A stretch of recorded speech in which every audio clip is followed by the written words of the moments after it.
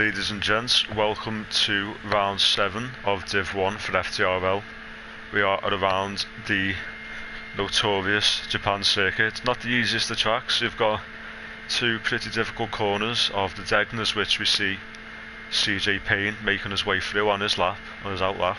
Tonight we are here in the comms booth with FTRL Pagani, so I'll just let you say hello to everybody. And what are your thoughts on tonight's race? Do you think it should be a good one? Well, afternoon everyone. I see Len in the chat already, so it'll be morning and it's late on him. Yeah, we had a few lobby issues, so hopefully everybody can stay in the lobby for the race. That would be fortunate. Yeah. Suzuka, was actually tired already. Something's not gone right. And Kat has had a 5-place group penalty for crashing into him. Well, oh my, that is at the end of sector 1. And Katami's, let's go on board with him. He is missing a majority of his front wing. I'm not entirely surprised it was Kat that was involved. He has a bit of a track record. That's all I'm going to say. Yeah, that's all I'm going to say. But yeah, Suzuka, it's a very specialist track, I find. You're either quick here or you're not. Tire wear is very high, and if it rains, yeah, watch out because there's going to be crashes. Especially, yeah, especially with that bump coming out the final corner towards the start-finish line. If you're not on your game, that can easily spit you off into a wall. So I've heard it's a lot harder on pad than it is on wheel. I wouldn't be surprised. So it's definitely something. It's going to be something everyone's got to pay attention to, but definitely for the one or two lads in here using the pad themselves, they've really got to make sure that they're ready for it, because that can easily end your race. It's an abrupt bump, so if you put your throttle down a bit too early, that's going to be you going into a spiral. As we have. So we've got Brandon. He has set a 27.5, and that's only his first lap. I noticed a little earlier that Tico coming through the final chicane had to completely abandon his lap, and is that Chicken Guy? Yeah. Yeah, Chicken Guy's retired now. Not sure what's happened with him. Boys are doing. I believe it's in sector 1. There are a yellow flag in sector 1, I saw it on a board, but I'm not too sure what's going on. I'm on board with Danny, so we'll see in a bit. Can't really see anything as he absolutely flies through the Degners. I went on board with Jesper. I didn't see anything, but I mean, start of qualifying, we've got 2 cars retired. And one who's already took off most of the front wing, and that is going to be Katami's. He's just coming out the pits now. So I guess he'll have put on a new front wing to start doing some laps. It's not the ideal start to his race tonight, and definitely not the ideal start for Chicken Guy and Zach. So I think and there's Danny gone. Okay. Oh, that was Remco almost making contact with the car of Danny. That was pulled off to the side. He dropped it coming out to Spoon. So that was close to ending his race. Right, so Danny is in to replace Plexit in the McLaren seat. So technically he's my teammate. And that's, sorry to interrupt you, but Panda has just went up the back of Crest coming through the Degners. So I don't know what they're doing. I don't know if they're trying to come up with some different strategy for the race, but that means that they're not qualifying. So it's going to be interesting to see some of those who have already crashed out of quality. It's going to be interesting to see how they manage to pick their way through the field. So I'm hoping Danny has something to bring in a race. I mean, he's the only McLaren in Div 1. So, come on Team Danny, I know you're 4 seconds off the pace currently, but hopefully we'll see something in the race. Hopefully. Really curious. Usually it's about 18 minutes for quali, isn't it? Yeah, that was almost Dutch getting caught out by that bump. the back snapped out just as he was ending his first lap.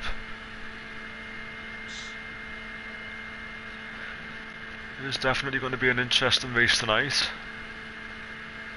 Some people. Brandon's on the supers, Dutch on the medium, Jesper's on the supers, then 4th through to 8th on the mediums. Some interesting Very strategies. tyre choice. You wouldn't expect a medium tyre for the qualifying. No, definitely not for that. It's the slopest compound, but and that's a Sauber. That's just gone straight on the Degners and it's Mackos. Don't quite know what's happened there with him. Don't know if he got his rear tyre up on the grass under brakes because his car snapped. He caught it, but that sent him straight into the barrier. Just lost a little bit of front wing, but he's all good. He is, but the pit lane entry wall is not in the second Degner, so he's still got challenges to come, but hopefully he can make it in the pit lane this time. Oh, Cat's gone now. What is going on with this session? I have no idea. It's interesting to say the least. I'm not entirely sure where Cat was when he crashed out, so I'm going to have a flick through the cameras of the other drivers, see if I can maybe catch a glimpse of his car. Yeah, outside the spoon, he's just dropped the back.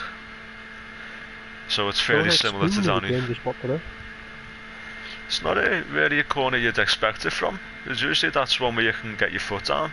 If they're, as long as they're not running wide, trying to use as much road as they can, getting the rear on the gravel possibly, that's just spitting them over to the other side of the road. But I'm not too sure how Spoon's already collected 2 drivers.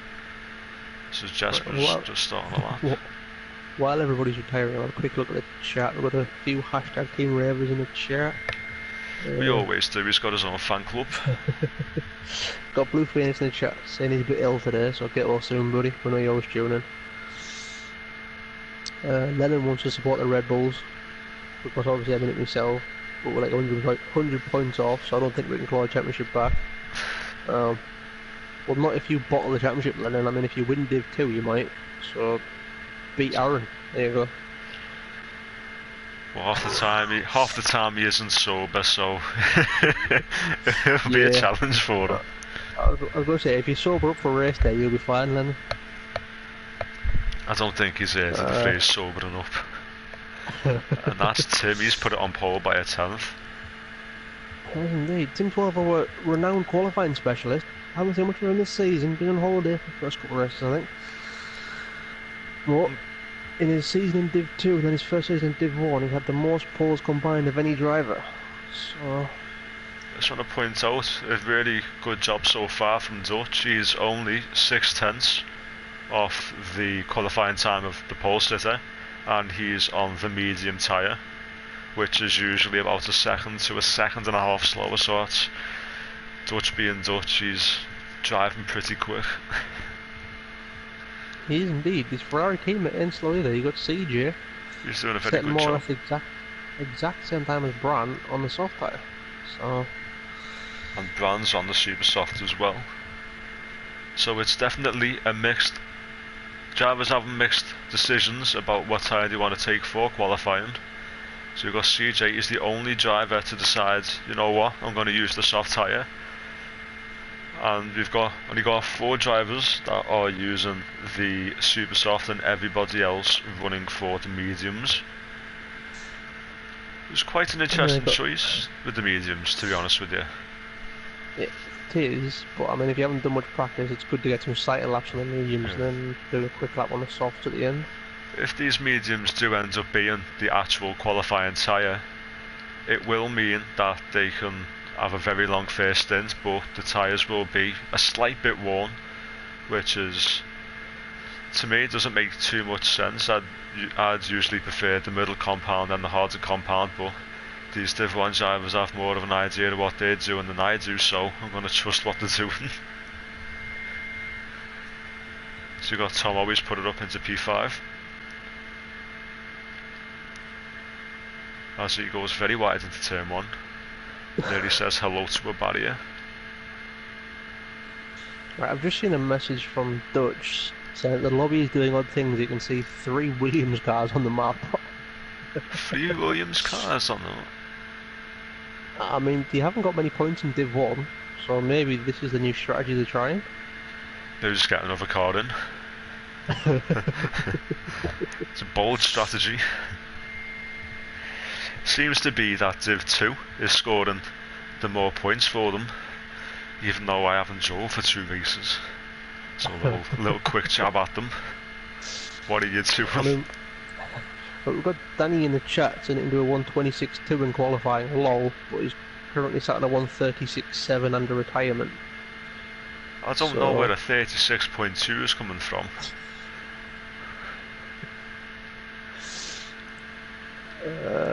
He's also saying can Ravers not improve so they can have a battle for 12th place. I don't think people like to hold back when it comes to insulting Ravers. So we just got Brandon. He is on a lap, a hot lap, with a brand new set of the soft tyres. As he goes a little waywards, getting up on the curb outside the sector 1. Nice and tidy for the Degners, which it's easy to get them wrong. Probably 2 of the most difficult corners on the track, just due to how high speed they are and how easy it is to lose the car. So I'm thinking. But Mrs. Cat's in the chat saying he loves Japan and can't wait for tomorrow. So One to watch out for. yeah, indeed. Usually the track a driver likes doesn't go too well for them, so it's going to be interesting. Yeah, I mean that's why I say I just get the entire calendar now. Yeah. I might do well somewhere. Just place your bet everywhere. It'll land. It'll land somehow. Remco's gone quickest with 27.2. Brandon loses on that bump. So that's a 27.1. Yeah. A very good lap from him, nice and tidy. Just a little bit at the end with that bump. That's catching everybody out. That bump is dangerous. Bad. Like, can someone like go out after qualifying and just like iron it flat or something for the race? Because it's going to catch someone out. Just sands it down. It's like a speed bump on a racetrack. It's essentially what it is. We've got Greg Harp in the chat saying hashtag Lord and Saviour Ravers. Unfortunately, it appears that Goy may be doing more spectating than driving in the near future, as his accelerator pedal, the spring inside it is snapped, so he can't accelerate. He's also got a pad. We wouldn't notice the difference speed-wise, but I mean, nah, it's all a good joke. But no, I mean, it does look like unless something special happens, Goy may miss his own invitational event. Oh, that'll be unfortunate. Sets all that up for a spring to go. So you'll have to commentate on that one with Joe Burns, I reckon. But it's nice to see him in the chat. I think that might trigger Joe Burns not having Guy Carp turn up to his own event. I mean, air particles trigger Joe Burns, so yes, I wouldn't be surprised. That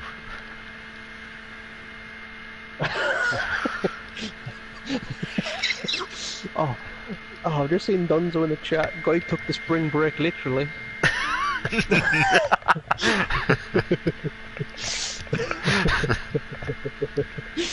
Nice one, Dunzo. I approve of that one. My respect for Dunzo has shot through the roof. He's my teammate as well, isn't he? He is. Well, that's even better.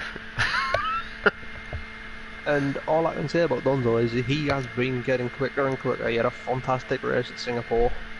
I think his wit's getting quicker as well. Seems to be pretty quick-witted. So come on board to Jesper. He moves up to P5. That's a 27.7, 6/10 off pole. I think we've got Dutch Tricks. He's got a set of soft tyres on. He's doing his lap right now. As he has a bit of a lock up into the hairpin. Bran has just got out of pit lane now. With 127 left on the clock as he exits pit lane, and it's a 127.1 for pole. Yeah, unfortunately, he won't make it. If he does, it's going to have to be a quicker lap than his qualifying lap. Well, it's going to have a corner cut. Ravers didn't make it out of pit lane in time, so he stayed and just retired from the session in P9 currently in front of his teammate. So stay on board with Dutch for a moment, who's last week's race winner. I was about to say last night, but we didn't have a race then. No, he did win last week's race at Singapore with a very intriguing strategy that I tried to copy and failed because I'm a lot worse driver. So Dutch pole position by on the soft tyre by about half a tenth, and he's just retired from the session. He might as well. He can't get another lap in. Well, if he does get another lap in, it won't be as quick because his tyres will be a bit worn. You've got Brands and he's on his lap. He won't make it, unfortunately. So Remco's backed out of his lap. We've got Tim crossing. Well, he's about to cross the line. Don't know if this is still a hot lap. He doesn't improve his time, unfortunately, so I think he might have backed out on that one. We've got CJ, who's okay. We see Panda going into the shadow realm on our camera as CJ's coming through turn 1. Well, sorry, not turn 1, sector 1. Who was the Div 2 champion of Season 9. So his outlap must have been a 126 something. So these super softs are going to be dead, but he has the chance to go for pole.